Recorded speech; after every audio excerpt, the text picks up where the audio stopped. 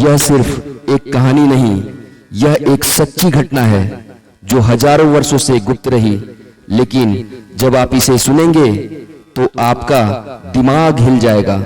यह है महाभारत की वो सच्चाई जिसे बहुत कम लोग जानते हैं। प्रियजनों, आप सभी का स्वागत है। महाभारत केवल युद्ध नहीं बल्कि मनुष्य के भीतर चल रही अंतहीन लड़ाई का प्रतीक है। आज हम जिस घटना की बात करेंगे वो केवल ऐतिहासिक नहीं बल्कि आध्यात्मिक, मनोवैज्ञानिक और सामाजिक दृष्टि से भी बेहद रहस्यमय है। क्या आप जानते हैं कि महाभारत का एक योद्धा आज भी जीवित है? जी हाँ, हम बात कर रहे हैं गुरु द्रोणाचार्य के पुत्र अश्वत्थामा की, जिसे भगवान श्री कृष्ण ने अमरता का शाप दिया था। कहा जाता है आज भी वो पृथ्वी पर भटक रहा है, पीड़ा और पश्चाताप में डूबा हुआ।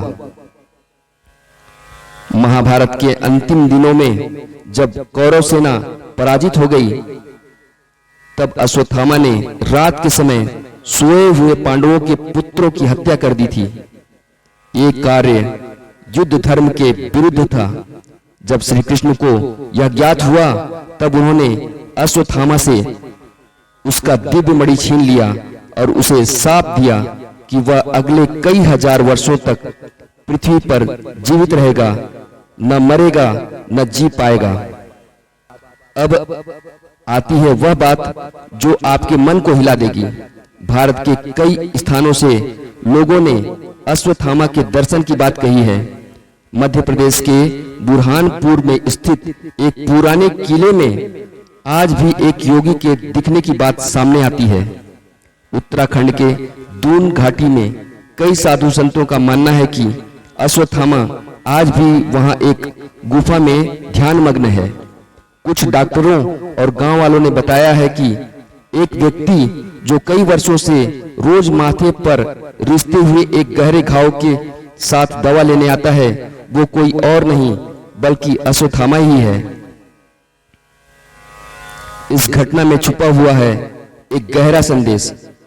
क्रोध में किया गया कार्य केवल विनाश लाता है।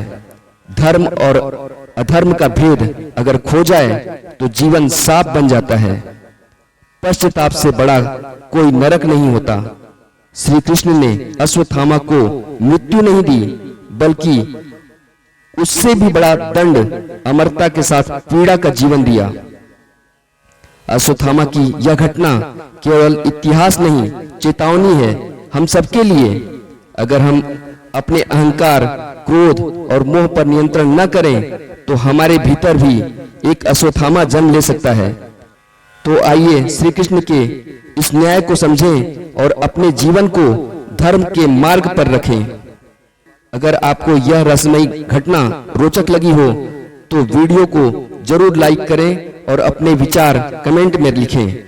और हाँ, ऐसे ही और आध्यात्मिक और ज्ञानवर्धक वीडियो के लिए अमृतवाणी धर्म ग्रंथों की अमृत वर्षा चैनल को सब्सक्राइब अवश्य करें। आपका हर क्लिक हमें गहराई और सत्य की खोज के लिए प्रेरित करेगा। प्रियजनों, क्या आप जानते हैं कि अश्वत्थामा के पास एक दिव्य मणि थी जो उसे अद्वितीय शक्ति और अजेयता प्रदान करती थी। इस मणि के कारण वह किसी भी युद्ध में पराजित नहीं हो सकता था। लेकिन जब उसने अधर्म का मार्ग चुना और पांडवों के पुत्रों की हत्या की, तब श्री कृष्ण भगवान ने उससे उसकी मणि छीन ली और तब से उसका शरीर पीड़ा का केंद्र बन गया। यह मणि प्रतीक थी धर्म के साथ चलने की शक्ति, और जब कोई उस मार्ग से भटकता है तो शक्ति भी उससे छीन जाती है। अब इस घटना को एक वैज्ञानिक नजरिए से देखते हैं। क्या किसी व्यक्ति का हजारों साल जीवित रहना संभव है? क्या ऐसा कोई जीन या प्रक्रिया है जो एजिंग को रोक दे? कुछ वैज्ञानिक मानते हैं कि हिमालय या विशेष साधना से शरीर को हजारों वर्षों तक जीवित रखा जा सकता है, और कई आयुर्वेदिक ग्रंथों में इसका वर्णन भी है। तो क्या अश्वत्थामा का अमर रहना केवल मिथक है या कहीं न कहीं एक सत्य जो विज्ञान ने अभी तक पूरी तरह नहीं समझा। शास्त्रों में वर्णन आता है, जब कलयुग अपने चरम पर होगा और अधर्म पृथ्वी पर छा जाएगा, तब अश्वत्थामा फिर प्रकट होंगे और भगवान कल्कि को उनके मिशन में सहायता करेंगे। यह संकेत देता है कि उनकी पीड़ा केवल एक इंतजार है पुनर्जन्म के एक उद्देश्य के लिए। क्या यह संकेत है कि समय पर धर्म की पुनः स्थापना के लिए अश्वत्थामा फिर से सक्रिय होंगे? यह विचार ही रोमांचित कर देता है। तो अब आप सोचिए, अगर आपके पास अश्वत्थामा जैसी शक्ति हो तो क्या आप उसका उपयोग धर्म के लिए करेंगे या अपने क्रोध के लिए? क्या हम भी जीवन में कभी ऐसे मोड़ पर आते हैं जब गुस्से में हम सही और गलत का भेद भूल जाते हैं?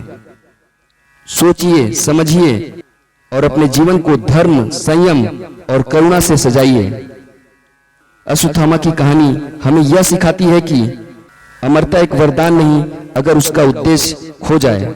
पश्चाताप में जीना मृत्यु से भी कठिन होता है। इसलिए जीवन में जब भी कोई निर्णय लें तो धर्म, विवेक और शांति के साथ लें। जय श्री कृष्ण।